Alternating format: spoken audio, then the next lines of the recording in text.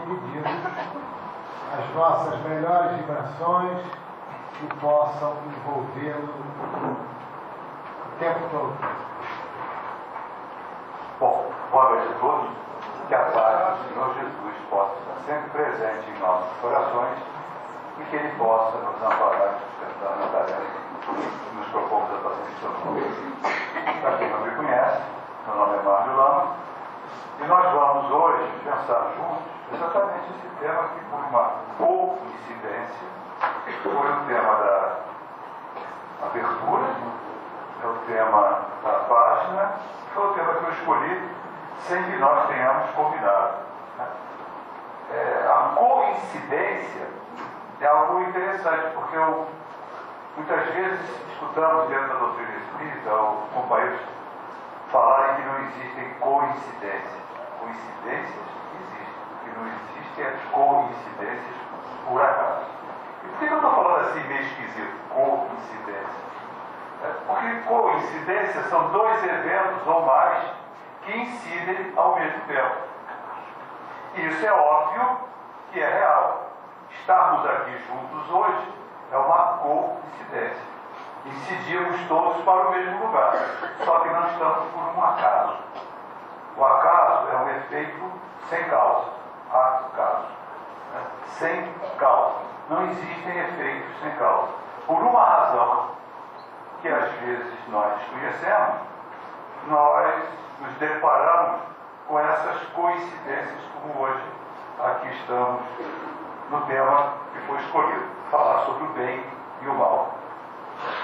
Eu acho interessante e importante que nós tenhamos esse tema em discussão, até porque pelo mundo em que nós estamos vivendo, pelas situações com que nos deparamos, a questão do bem e do mal precisa ser discutida e à luz do ensinamento espírita.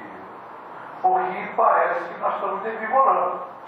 A impressão que nós temos é que o mal é profundamente vencedor. Nós estamos vendo as pessoas se desequilibrarem por fatos que são corriqueiros. Vamos pegar a chave do carro, tacar na cabeça do outro. Eventos que nós não conseguimos explicar, que não tem uma lógica, não tem uma razão. São reações desproporcionais às ações. E nós, muitas vezes, nos vemos perplexos. De onde surge isso? O mal é real? Tem foco gerador? O mal existe? É óbvio que ele existe porque nós percebemos. Mas de onde surge o mal? É algo inerente à criação? Inerente à criatura? Porque nós somos espiritualistas. Eu não falo sempre espíritas, porque certamente muitos companheiros que aqui estão chegando pela primeira vez, estão nos primeiros contatos com a doutrina espírita e ainda não abraçaram a causa espírita. Mas certamente são espiritualistas. Não viriam uma casa espírita se não se entendesse como um ser além do corpo de carne. Então, de onde vem isso? Essa origem do mal? Junto com o bem da criação, Deus é a origem do bem e do mal. Na Bíblia, no Velho Testamento, nós vemos lá a questão do anjo decaído, tá? A criação dos anjos, e um deles, um grupamento, liderado pelo Lúcifer, de repente se insurge contra o Criador e resolve enfrentar, peitar. E daí ele é deportado, digamos assim, da presença do Criador e se torna um combatente eterno de Deus. Então, nesse sentido, nós poderíamos dizer que o bem e o mal se originam de Deus, até porque sendo esse anjo decaído uma criatura de Deus, Deus não criou tão bem assim, tão perfeito assim, já que era passível de uma insubordinação, de uma rebeldia. E esse ensinamento perdurou por muito tempo. Quando as pessoas não pensavam ou não tinham nem a possibilidade de questionar o seu pensamento por força dos pensamentos religiosos dominantes, no mundo ocidental, esse pensamento ele ficou sendo um pensamento aceito. A partir do momento em que o homem amadurece e ele começa a raciocinar, quando a força da igreja no mundo ocidental começa a diminuir e começam a aparecer os grandes pensadores, essas questões já voltaram à tona. Nós vamos ver lá nos filósofos uma tendência forte até ao materialismo, que eu diria que não seria materialismo, seria um anticlericalismo, ou seja, pessoas, pensadores que se insurgiam contra o pensamento religioso dominante, eles buscarem outras explicações para a questão do bem e do mal. Nós vamos ver em Rousseau, Jean-Jacques Rousseau, um dos fortes pensadores do iluminismo, influenciando o pensamento de Pestalozzi, que influenciou o pensamento de Kardec. Nós vamos ver Rousseau dizendo que o homem é naturalmente bom, mas que é a vida em sociedade, que é a civilização que o transforma em mal. E ele cita um exemplo do terremoto que aconteceu em Lisboa, mais ou menos na época em que ele vivia entre nós, onde houve uma grande devastação. Por falar em terremoto, nós estamos vendo aqui de novo na China essas questões dos terremotos. E se Rousseau fosse vivo, agora ele dizia, viu, eu não falei? Ele dizia que essa aglomeração de pessoas possibilitava o surgimento do mal. Que se em Lisboa não tivesse aquela aglomeração toda, aquele terremoto não teria causado tanto mal e tanto dano. Tão forte foi o pensamento de Rousseau sobre Pestalozzi e, por consequência, sobre Kardec, que lá no Livro dos Espíritos, na questão da lei do progresso, quando se fala da civilização, Kardec faz exatamente essa pergunta aos espíritos. Não seria interessante voltar ao estado de natureza? E os espíritos respondem a Kardec, mas isso seria ficar na infância o tempo todo. Esse retorno ao estado de natureza seria não evoluir, seria ficar na infância o tempo todo. Porque a civilização tem seus males, mas ela também tem a característica do progresso. E essa questão do bem e do mal, ela fica dentro de um contexto filosófico. Cada corrente com um pensar. E a doutrina espírita vem nos trazer informações que são importantes para que nós possamos avaliar a nossa postura nessa questão do bem e do mal. Como foi lida a questão 629? Quando começa o questionamento do bem e do mal, os espíritos trazem a definição de moral, até porque Kardec faz essa pergunta. E aí vem a definição da moral espírita, que é ligeiramente diferente da definição tradicional da moral na questão filosófica. A moral é a regra para bem se conduzir. Isto é, para distinguir, ou ter a distinção entre o bem e o mal. É a regra da escolha. Escolher o bem ou escolher o mal. Saber distinguir o bem do mal. Saber fazer a escolha. Ela está fundamentada na lei de Deus. Ponto. O homem procede bem quando faz tudo intencionalmente para o bem de todos. Há uma escolha. Há uma intenção para o bem de todos. Por que então cumpre a lei de Deus? E aí pode vir essa pergunta. Mas o que é a lei de Deus? Como é que você pode definir bem do mal?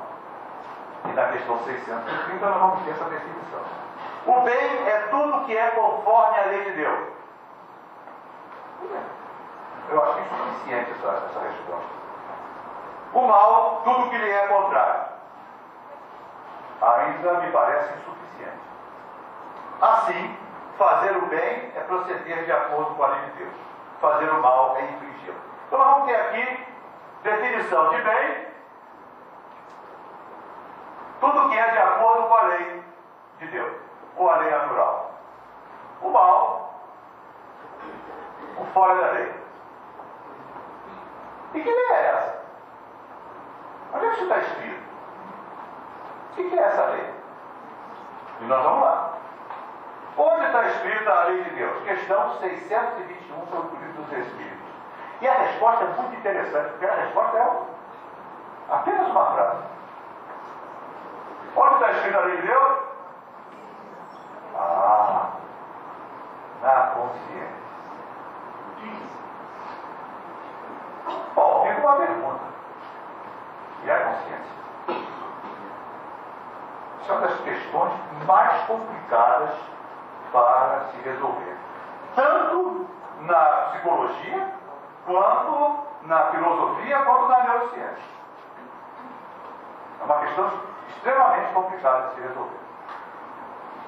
Nós vamos entrar aqui numa conceituação que hoje tem sido muito estudada e muito pensada, os 3 tipos de inteligência, para que nós possamos chegar na questão da consciência. Acho que muita gente já ouviu falar do QI, consciência intelectual, e mede um tipo de inteligência. Bom, o QI, ele é resultante das conexões dos neurônios em série, seriado, como se fosse uma iluminação de lâmpada de Natal, de árvore de Natal, daquelas lâmpadas de árvore de Natal. Ela se acende em sequência. Se queima uma, apaga tudo. O QI permite o raciocínio lógico.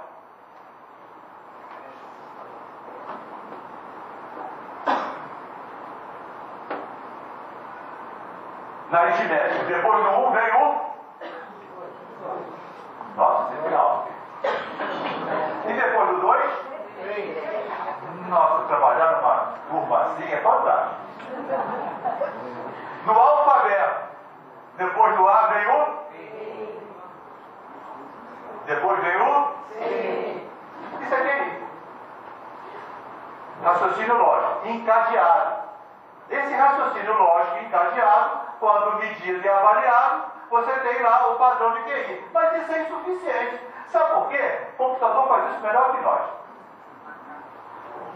O computador maior e mais rápido. Sequencia muito mais rápido. Macaco também. Né? Mas o macaco é vivo, não é o computador, que é uma máquina. Será que uma máquina tem essa inteligência? Podemos chamar de uma inteligência, um tipo de inteligência. Surgiram alguns pensadores no final do século XX, liderados por um físico chamado Daniel Goleman, um psicólogo e físico Daniel Goleman, que começou a pensar um negócio chamado consciência emocional, inteligência emocional, que é uma forma como os neurônios se comunicam, não mais em série. Os neurônios se comunicam, eles se comunicam através de um impulso elétrico chamado sinapse. Quando é em sequência, você tem essa inteligência intelectual. Quando ela é em rede, em paralelo, todos eles se comunicam como se fosse uma rede, é chamada inteligência emocional, que permite o raciocínio associativo.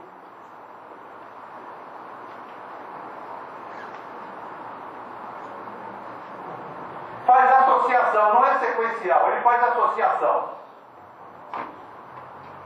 Fone associa com o quê? Inteligência emocional, inteligência intelectuais e inteligência emocional. Fome. Comida. Mãe, associa com? Filho ou amor. Ou seja, vai permite esse tipo de associação. O computador também faz isso. Faz melhor do que eu. Os computadores que jogam xadrez, eles fazem esse raciocínio em rede, em paralelo, para descobrir qual é a melhor jogada numa sequência. Mas tem uma outra inteligência, chamada QS, espiritual, que vem sendo discutido. Nós estamos falando de ciência, nós não estamos falando de religião. Eu tenho um parêntese aqui, nós estamos falando de pensamento científico atual. A chamada inteligência espiritual vem sendo trabalhada, estudada por uma física e filósofa chamada Dana Zohar. É bem recente. Ela diz que essa inteligência é a inteligência que extrai o sentido contextualiza e transforma, dá a capacidade de escolher, dá o senso moral.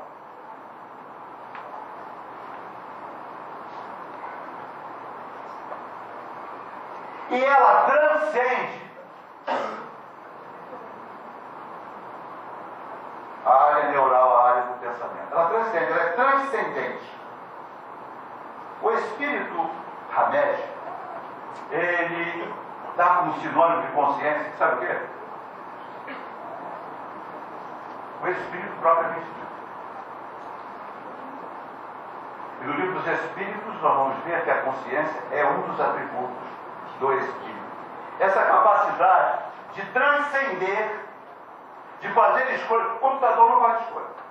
O computador não tem compaixão. O computador não tem sentimento. O computador não tem amor. O computador não perdoa. O computador faz muito maravilhosamente bem o QI e muito bem o QE. São melhores que os homens, mas o computador não tem isso. E é isso que diferencia o homem da máquina. Quer dizer, ainda não tem. Como está a ciência avançando, mas é isso que diferencia o homem da máquina.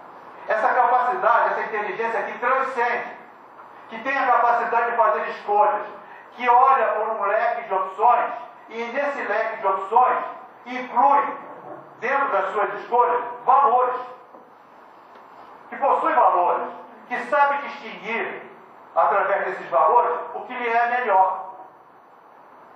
E nós vamos ver também, no ensinamento da doutrina espírita, que nós estamos encarnados para evoluir. O que é evoluir? Melhorar a nossa capacidade de fazer escolha.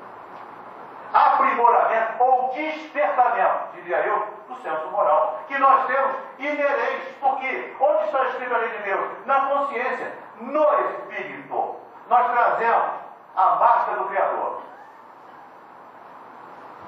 A capacidade de saber distinguir o bem do mal é inerente à criatura. Como? Isso não é um aprendizado? Não. É inerente. Aqui está dito, nós não aprendemos a distinguir o bem do mal. Nós sabemos distinguir o bem do mal, aprimoramos isso. De que forma nós aprimoramos? Através de experiências à altura da nossa capacidade de fazer escolhas. Nenhum de nós, em nenhum nível evolutivo, está submetido a experiências superiores à nossa capacidade de lidar com elas. Diz o ditado popular que Deus não dá cruz mais pesada do que a gente pode carregar. É exatamente isso. Dentro do limite da nossa inteligência espiritual, todas é uma palavra interessante, porque todas sabe o que quer dizer? Quer dizer todas, né? Todas quer dizer todas. Se tiver menos um, não são todas. Né? Todos quer dizer todos. Todas as experiências às quais estamos submetidos estão à altura da nossa capacidade de fazer a escolha certa. Nós podemos fazer a escolha, obviamente, existem experiências que nos levam aos nossos limites.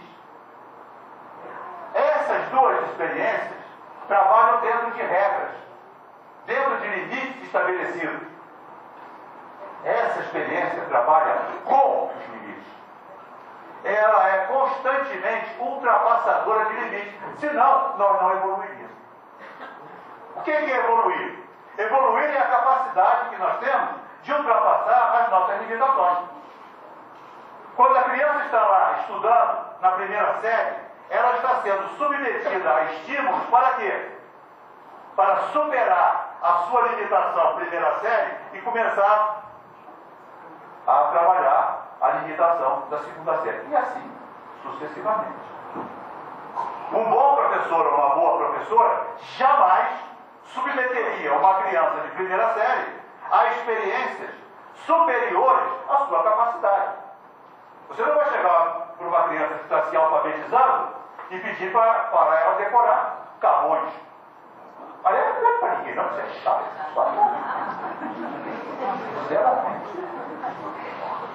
Aquilo é bem chatinho. Tá bom, obviamente respeitando quem não acha. Mas eu acho que a maioria acha pela reação. Aqui pelo menos ninguém vai me criticar muito. Tá?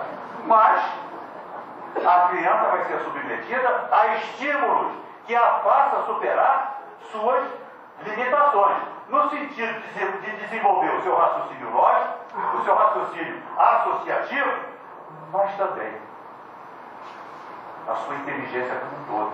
René Descartes, que também foi um filósofo ali do século XVII, interessantíssimo as suas conotações, ele dizia o seguinte: eu sei que tenho uma mente e sei que tenho um corpo, e sei que os dois são integramente diferentes.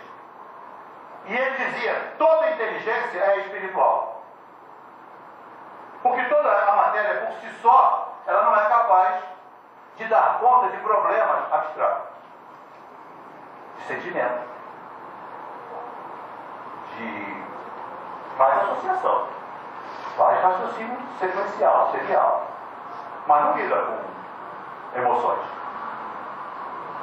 Estados emocionais são filtros para processos de tomada de decisão. Nós tomamos decisões a partir de uma avaliação da realidade que fazemos dentro dos nossos padrões de crenças e valores. São os filtros que nós fazemos. Nós não temos capacidade de avaliar a realidade como ela é. A realidade transcende muito a nossa capacidade de observação. Só para vocês terem uma ideia, isso tudo é a questão desses caras meio pancada que ficam estudando essas coisas. Só para vocês terem uma ideia, a informação visual que nos chega, ela pode ser medida. E ela foi medida, e ela é estimada em 400 megabytes por segundo, que é uma unidade da informática, né? 400 megabytes por segundo são as informações que atingem os nossos olhos. Nossos olhos, são capazes de perceber apenas, no máximo, 200 megabytes por segundo. Isso hoje de fofoqueiro ou fofoqueiro, tá? Que está ligadão. Quem é meio pastel, meio desligado, pega mesmo. A fofoqueira aqui, aquela pessoa está ligada, né? Aconteceu lá atrás, ela já sabe. Essa tem visão de 360 graus. Já viu o que a gente tem? Não pode acontecer nada que ela percebe tudo? Pois é, essa consegue.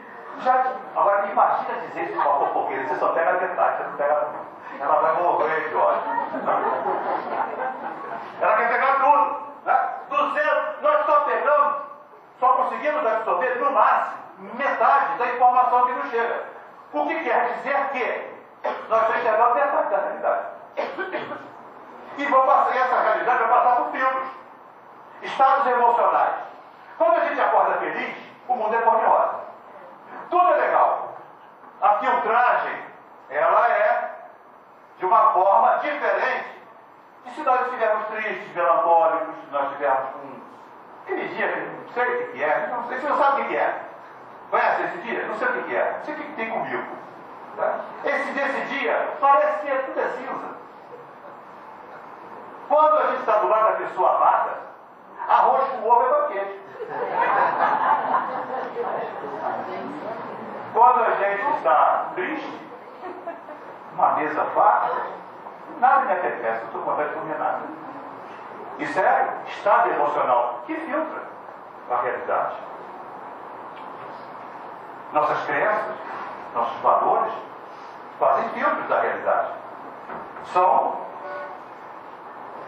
filtros mesmo, onde a realidade passa e é separado, onde existem as omissões, onde omitimos o que não nos interessa e onde existem os destaques.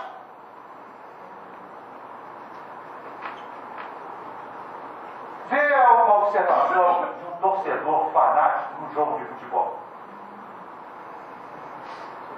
Ele vai omitir tudo aquilo que é contra o time dele. Certamente, a narrativa de dois torcedores. Vamos botar lá. Flamengo e Fluminense. Eu sou Fluminense. Eu também disse. Nós estamos na Libertadores, já saiu. Flamengo e Fluminense. O jogo acontecendo é uma realidade. Aquilo é a realidade. Agora, quando o jogo acaba, se houve um gol com a mão, ou um pênalti não marcado, ou uma expulsão, ou algo do gênero, pega o torcedor do Flamengo e pede para ele narrar aquela realidade. E pega o torcedor do Fluminense e pede para ele narrar aquela realidade. Você vai ter dois jogos completamente diferentes. Você vai ficar, meu Deus, como eles foram ao mesmo jogo? O jogo é igual. A realidade, o mapa que foi feito daquele jogo é que foi todo ele filtrado e transformado num pensamento, que depois é transformado num comportamento, numa escolha. Então, onde está a origem do bem e onde está a origem do mal? Que é a nossa questão. Se nós formos pensar bem, na origem do bem, o foco gerador é a criação. Nós somos criados para a felicidade. Isso está bem claro dentro da conceituação espírita. A lei é de amor e nós somos criados simples e ignorantes, destinados à felicidade. Então o bem tem foco gerador. E o mal, de onde ele se origina? Se nós somos destinados à felicidade. Eu sei que alguns devem estar pensando, não, nós somos destinados à perfeição. Eu não gosto de pensar em perfeição. Primeiro que eu não sei o que é. Não faço a menor ideia do que seja perfeição. Segundo, porque eu não acordo de manhã com vontade de ser perfeito. Algum de vocês acorda? Vou fazer tudo que eu puder para ser perfeito. Não me parece que seja a minha meta de vida. Ah, sim. Nós nos movimentamos buscando o quê? A felicidade. Somente com muito lesionamento nas faculdades mentais, uma pessoa tem comportamento autodestrutivo. Nós podemos confundir o que é felicidade. Cada um pode, dentro da sua filtragem, ter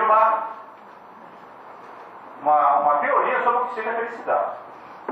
Mas, na realidade, toda a nossa movimentação é a busca da felicidade. Se eu entendo que felicidade é ter muito dinheiro, eu vou correr atrás de muito dinheiro. Se eu entendo que felicidade é amar e ser amado, ou é ser útil, eu vou correr atrás disso. Ou se é ter um corpo sarado, bonito, eu vou correr atrás disso. Eu vou me movimentar por aquilo que eu coloco como sendo realizador de felicidade. Se eu chegar lá e encontrar felicidade, é uma outra história. Aliás, os Espíritos já nos dizem que é na perfeição que nós encontramos a inalterável felicidade. Logo, é bem verdade que nós fomos criados para sermos perfeitos, para podermos ter inalterável felicidade. Perfeição é meio de chegar à felicidade. Nós vamos ver também para ser feliz. Então, a lei de amor. Então, você tem o bem como... Você tem a origem do bem. E Deus? Ah, eu não acredito em Deus. Ah, então não vai nada. Não tem como discutir uma história dessa. Bem, tem foco gerador. Mas e o mal? Segundo os pensadores espíritas, o mal é apenas a ausência do bem. Ele não tem foco gerador. Da mesma forma que a sombra, a treva, não tem foco gerador. A treva é apenas a ausência de luz. Qualquer palitinho de fósforo ligeiramente aceso, ele já quebra a treva em volta. Porque a luz tem foco gerador. Mas a treva não tem. A treva é dissolvida por qualquer foco de luz. Da mesma forma que o mal não tem foco gerador. O mal existe? Existe. Onde está o foco gerador? Não tem foco gerador. Ele existe porque apenas existe, falta o bem. Onde não tem o bem, está o mal. Onde está o bem? Dentro da regra. Mas qual é a regra? Porque a regra é muito simples. Jesus decodificou essa regra em duas frases. Fala-se do Rabi Mirel, que provavelmente deve ter também estudado a mesma lei de Jesus, porque é da lei judaica, da lei áurea do judaísmo, que um dos seus discípulos disse para o rabino, ou fez mais um questionamento para o rabino, sobre se ele conseguia ou conseguiria resumir a Torá, ou seja, a lei judaica, no tempo que ele conseguisse ficar apenas apoiado em uma perna. Assim. E o rabino olhou para ele e disse, com certeza, levantou a perna, ama ao próximo como a ti mesmo. Essa é a lei, o resto é comentário. A lei é essa. Faz ao outro o que quer que te faça. Não é não faça ao outro o que não quer que te faça. São coisas diferentes. Porque parte de uma ação e não de uma inação. Faça ao outro o que quer que te faça. Utiliza como parâmetro aquilo que você quer para você. E age desta forma. Isso é o bem. Acabou. Fora disso é o mal. E por que muitas vezes nós agimos fora disso? Por causa das filtragens. A ignorância nos leva a filtrar ou a decodificar a realidade de forma contaminada. Contaminada pelo quê? Valores, crenças, estados emocionais.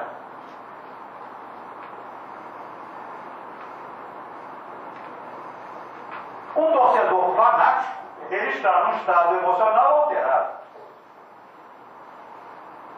Então ele vai ver o jogo num estado emocional alterado, com os seus valores tendenciosos. Uma pessoa neutra, ou talvez muitas das pessoas que aqui estão não gostem de futebol, vão ver aquilo como um enfado. Que troço chato. Que graça tem 22 homens correndo atrás de uma bola e aquele cara vestido de preto tocando aquele apito que não para. Essa vai ser a decodificação dessa pessoa daquela realidade. Não gosta daquilo. A realidade é igual. Então, quando nós olhamos para a realidade, com valores contaminados, estados emocionais contaminados e crenças contaminadas, por comportamentos automatizados, que muitas vezes nós automatizamos comportamento, quantos de nós temos comportamentos impulsivos que não passam nem pelo raciocínio lógico, nem pelo raciocínio associativo, nem pelo raciocínio mecânico que nós passamos. Nenhum de nós aqui já reagiu, teve uma reação por impulso, que no minuto seguinte ou no segundo seguinte teve um profundo arrependimento daquilo que disse, falou, fez. O que é isso? Contaminação. O racional, aqui, que dá o senso moral, quando entra, diz para você ir, você não devia ter feito isso. Por que você fez isso? De onde veio isso? Veio o quê? De um sistema de avaliação da realidade que está contaminado por alguns valores que precisam ser revistos. Já que a inteligência, o senso moral diz, isso não é bom para você. Tanto que a gente se arrepende. Não devia ter feito. Há uma inteligência maior dizendo que aquele comportamento, ele é inaceitável. Quantas vezes nós entramos em conflito? Conosco mesmo. Já brigaram com vocês? É terrível. Porque não tem como ganhar. Alguém vai ser feliz. E sempre somos nós sorteiros. Gente, ele até fala. Quando vai ver, está falando. E aí, se tiver alguém olhando, finge que está cantando, né? Para não falar um livro de cultura. Às vezes a gente até fala, não vou fazer, faz sim, não vou. Perto daquela mesa de comida maravilhosa, às vezes aqueles restaurantes cheios de coisas, né? Aí vem o racional, a inteligência aqui, dizendo, come salada. Que salada o quê, cara? Eu gosto de fada. Nunca ficou assim com essa confusão? Quando nós nos permitimos que os outros raciocinem por nós, e depois nós nos damos conta de que houve esse raciocínio, e que nós entregamos o ouro ao bandido, é só deixar que cai. Qualquer canal de televisão, canal de venda, tá? Qualquer canal daquele manipula de tal forma, transforma aquela realidade de tal forma que uma panela vira objeto de felicidade. Você se torna infeliz porque não tem aquela panela. Eu estava vendo hoje uma frigideira que pode ir ao forno. Gente, qualquer frigideira pode ir ao forno. O negócio é caber, tem aquele cabo enorme, né? Você precisa ter um forno que tem que trocar ele. Você vai para estrover, qualquer frigideira pode ir ao forno. Se ela pode ir ao fogo, ela pode ir ao forno. Mas aquela frigideira podia ir ao forno. Se eu fico mais uns 2 ou 3 minutos, era capaz de eu comprar aquela frigideira. Porque a mulher que estava falando aquilo, ela era de um envolvimento. Ela trabalhava com desejo. Desejo é terrível. Desejo é um péssimo conselheiro. E nós desviamos pelos desejos. Por isso é que nós contaminamos. Desejos e não necessidades. São os piores conselheiros. Porque nós fomos acostumados a buscar satisfazer desejos. Porque no nosso entendimento de felicidade é a saciação de desejos. Mas só quem tem desejo é na vida material. Porque são os sentidos, que são os canais que nós utilizamos para nos comunicar com a realidade. Quando encarnados, nós temos que utilizar os 5 sentidos para a comunicação com a realidade, para extração da realidade, para que o espírito possa tomar suas decisões.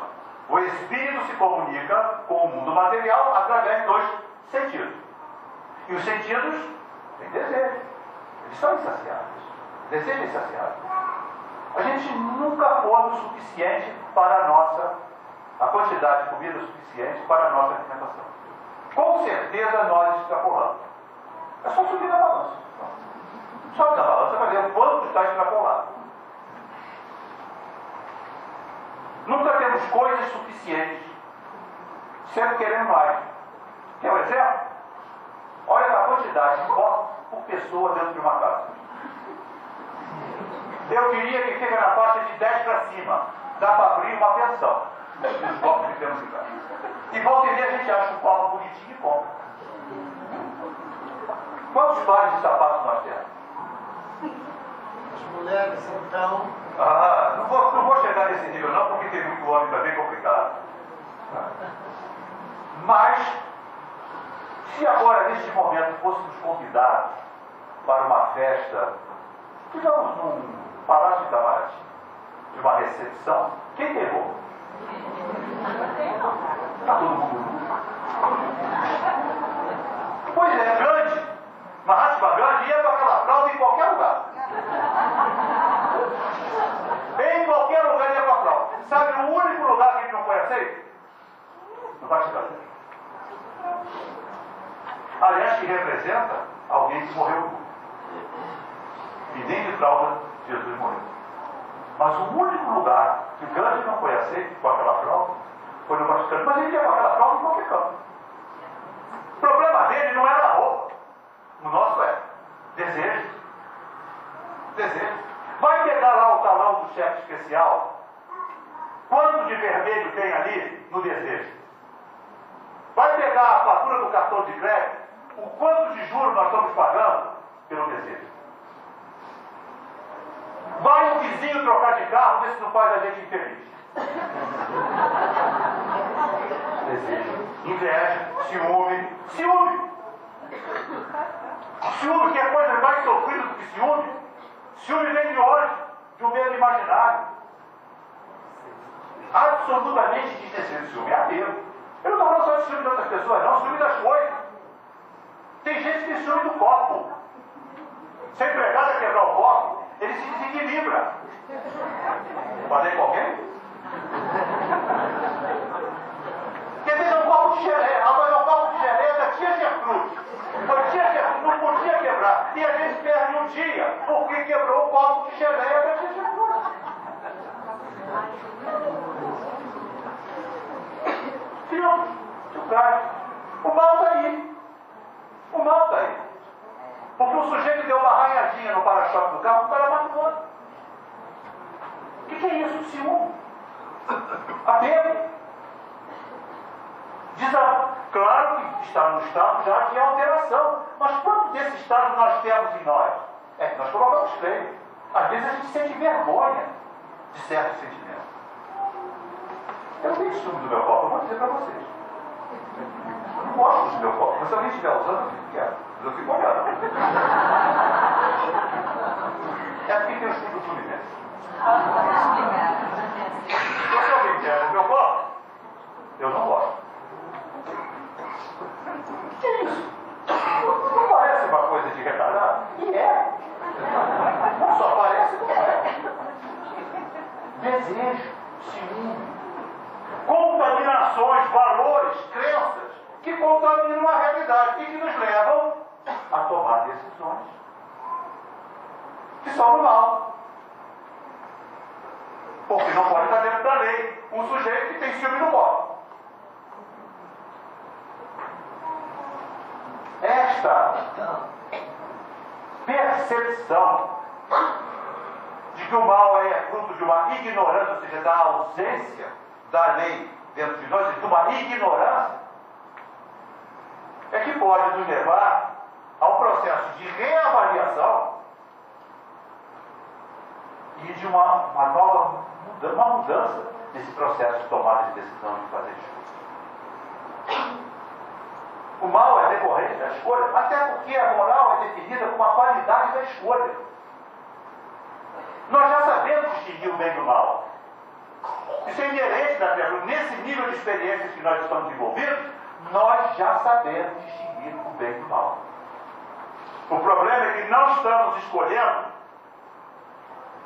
com a frequência que a inteligência espiritual que já desenvolvemos e temos nos diz que deveríamos escolher. Por contaminação. Mal é intrínseco ao homem. Por ignorância. Ignorância do quê? Das consequências. Muitas vezes das consequências. Porque o inteligente espiritual, ele tem uma visão além do corpo de carne. Porque não é a inteligência que transcende. Essas inteligências aqui são inteligências inerentes à capacidade do cérebro. Então elas são limitadas. Limitadas ao quê? À vida material e ao perfeito funcionamento dessas capacidades cerebrais. Uma lesão na área do raciocínio lógico impede o raciocínio lógico. Porque ele é maquinal. Como uma lesão no computador impede que ele se processe. Uma lesão na área do raciocínio associativo impede o bom funcionamento. Porque é limitado. A inteligência espiritual, ela transcende o equipamento. Ela pertence ao espírito.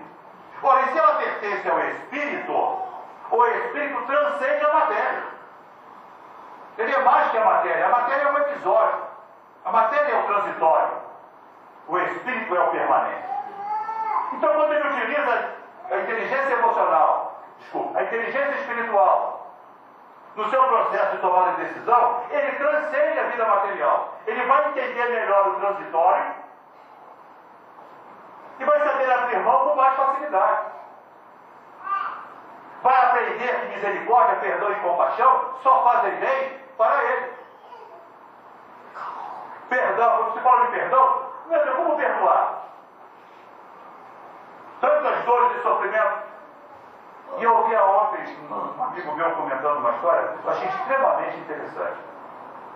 Ele disse o seguinte: ele estava numa cidade interior e ele entrou numa birosca, num bar, para comprar uns drogas, um chiclete.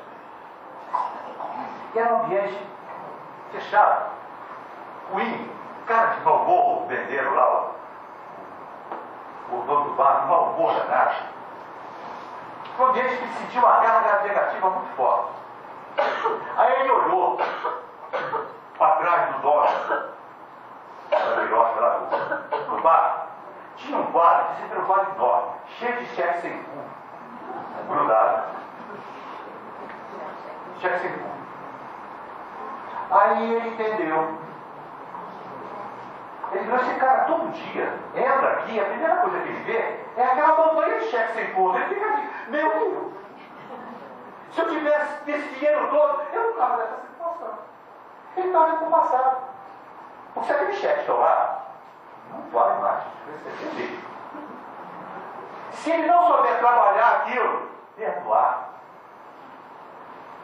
Ele todo dia vai estar naquela sensação de luto, de amargura, daquele cheque que ele não recebeu, e não vai receber nunca mais. Aí esse meu amigo diz, o passado é um cheque sem fundo, de uma conta encerrada, de um defunto que não deixou herdeiro. Não tem como. Passou, não volta, não tem resgate. O perdão é exatamente essa concepção de passado. Porque o perdão é uma ligação nossa com o passado. Quando a gente não perdoa, a gente traz o passado para o presente. E em vez de viver o presente, vive o passado. E só existe um tempo, que é o hoje. O passado já era. E o futuro não apareceu, não aconteceu. Só existe um tempo que nós vivemos ou no passado, ou no futuro. A ansiedade, o que é? Uma antecipação do futuro. Hoje é segunda, o cara está pensando na outra segunda e não consegue viver hoje. A pré-ocupação. O que é a pré-ocupação? Se ocupar antes de acontecer. Jesus já alertava para isso, para viver o presente. Quando ele falava, deixa o dia de amanhã para o dia de amanhã, vive o dia de hoje. Basta o mal do dia de hoje, basta o problema que tem para hoje. Esquece o amanhã, porque o amanhã ainda não existe. Quando o amanhã chegar, trabalha dele. Cuidado para não confundir pré-ocupação com pré-evidência. São coisas diferentes. Pré-evidência faz parte da visão espiritual. Ver mais longe. Ver além da matéria. Pré-ocupação é se ocupar com algo que ainda não aconteceu. São coisas distintas e separadas. Ver além da matéria faz parte da visão espiritual. E a questão do mal. A maioria dos males, há males que nós entendemos como males e que não são. São chamados males que nós não podemos evitar. Os chamados flagelos naturais. Se nós formos lá na lei de destruição, e nós estamos vendo, nesse momento, em todos os momentos da Terra, nós sempre tivemos esses flagelos naturais, são os terremotos, vulcões, furacões, e etc., né? Maremotos e enchentes. Isso sempre existiu. E isso tem uma razão de ser.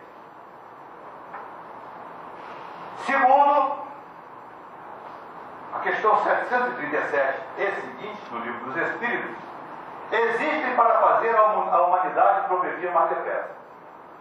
É preciso ver os objetivos para que os resultados possam ser apreciados. Qualificamos de flagelo os fenômenos que causam prejuízos imediatos. Servem de estímulo para o progresso. A dor é o avião que compele o homem a avançar na estrada do progresso.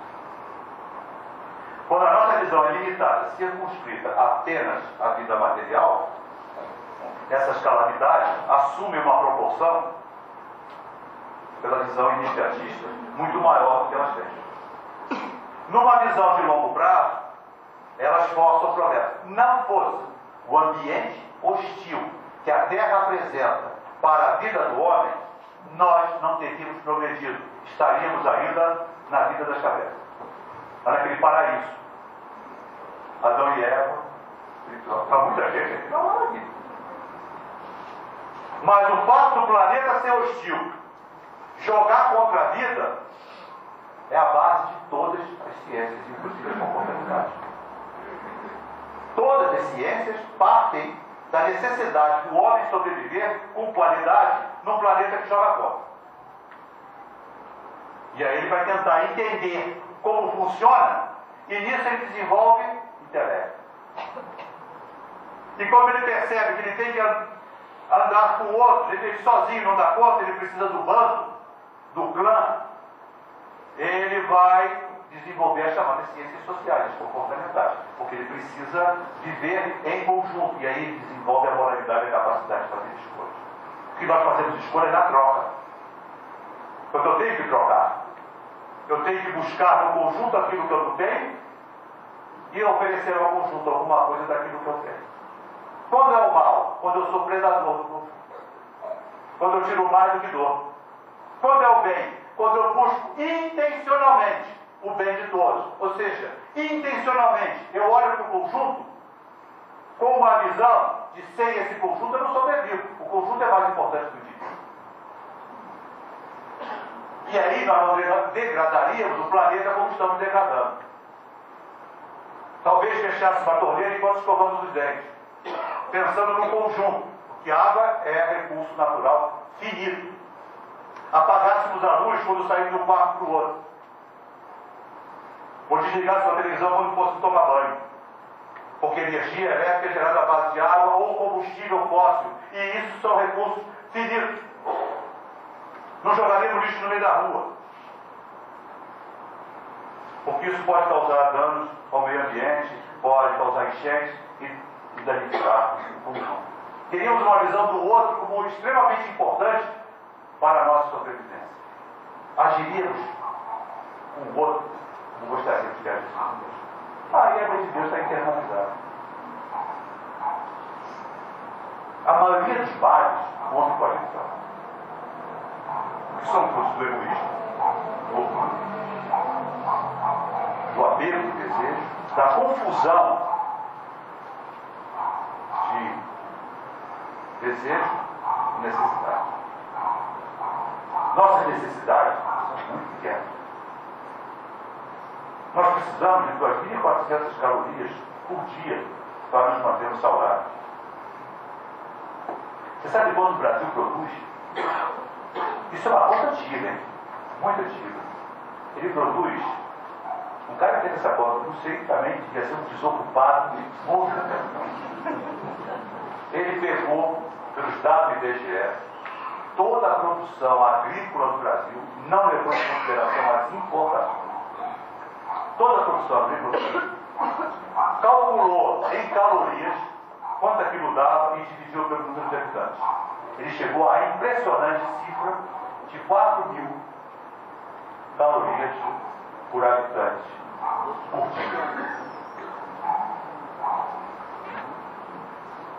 Mais de 50% daquilo que nós precisamos. Como é que pode haver fome num país desse? Pode haver fome num país desse? Como é que pode haver crise de alimentos num país desse? Isso foi numa época que a tecnologia agrícola não era tão desenvolvida como está. Temos 10 anos desse cálculo. Só para encerrar, vou contar uma história também dessa época. Essa história aconteceu, foi narrada numa coluna chamada Informe Econômico do Jornal do Brasil. Na época, o Jornal do Brasil ainda era um jornal com mais peso do que tem hoje. Isso aconteceu no governo Collor, presidente Fernando Collor. Quando houve aquela abertura às importações, quando houve uma facilidade para que o mercado brasileiro comprasse no mercado externo, transformasse, para o carro, então, uma série de produtos. E nessa época houve uma feira de negócios na Europa. Eu não gravei o país, mas isso também não é muito importante. E nessa feira de negócios, um fortíssimo empresário paulista, que o colunista não narra o nome, que vocês vão entender por quê, se encontrou um colega do Japão que produziam o mesmo tipo de indústria, possuíam o mesmo tipo de indústria. E eles se entenderam muito bem. Eles criaram uma grande afinidade naqueles dias da vida feira. E esse colega dele, brasileiro, empresário brasileiro paulista,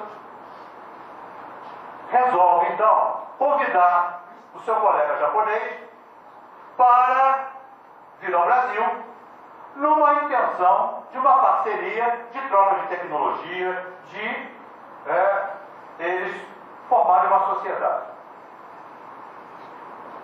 O colega japonês aceita o convite. Passado algum tempo, eles agendam e esse, então, empresário japonês vem ao Brasil e é recepcionado pelo seu colega, o empresário paulista. Que no primeiro fim de semana leva o seu amigo para a sua mansão no Guarujá, que era uma daquelas mansões que a gente só vê em cinema. Não sei se vocês já entraram no meu, porque eu só vejo esse tipo do filme. Pois bem, durante a semana, eles passam a semana em visitas aos parques fabris desse nosso empresário paulista. No outro fim de semana, já próximo do retorno do japonês, ele leva o empresário japonês para sua fazenda no interior de São Paulo, onde tinha uma área monumental com cavalos de raça, é uma coisa linda. E passa o fim de semana.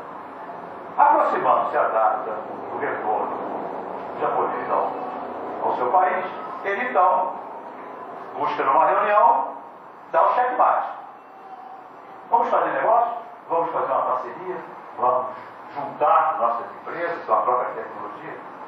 E o colega dele japonês para ele vai ser muito difícil, ele vai ser impossível. E eu vou dizer, como vai ser impossível? Diferenças de filosofia. De meu mesmo, eu só tenho um apartamento para comprar. A minha fábrica usa tecnologia de ponta. Praticamente todos os meus funcionários têm carro e moram em casa própria. Se alimentam muito bem.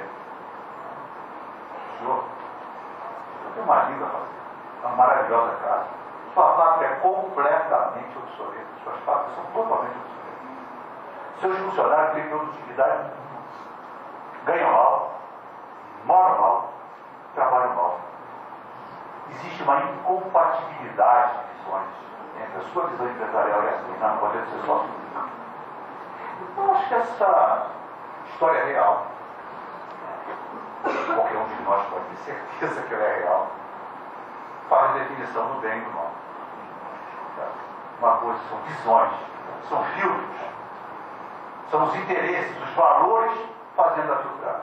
Quando filtramos de forma correta, dentro da lei, nós estamos no bem.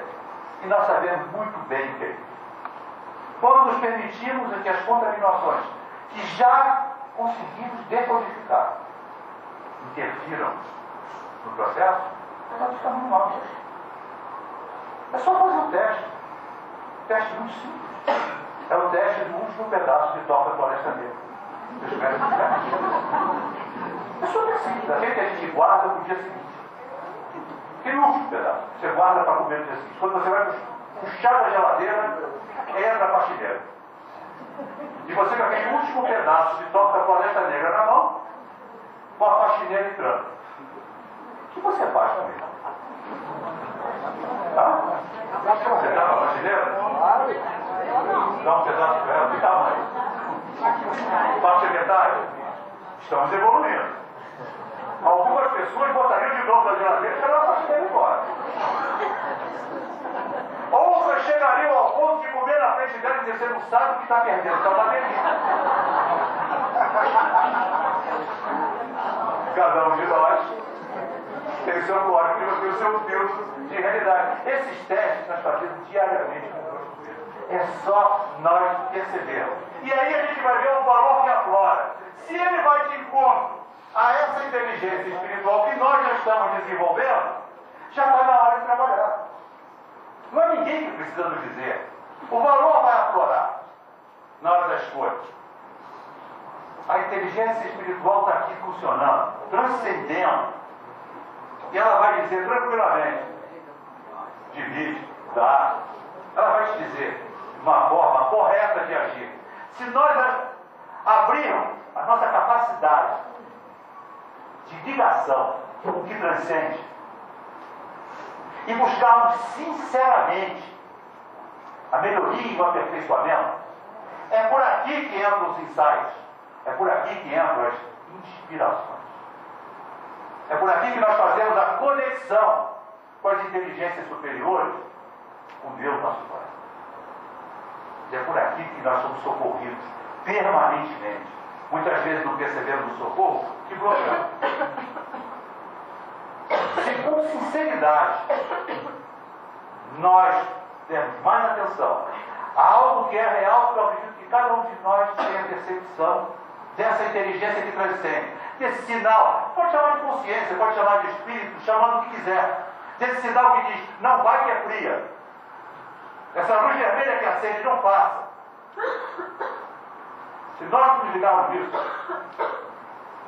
com muita probabilidade de estar certo, aliás, com certeza, nossa capacidade de escolha está aprimorada. E a felicidade vai chegar muito mais rápido. Que a paz do Senhor possa estar presente sempre em nossos corações. Obrigado pela atenção. Muita paz.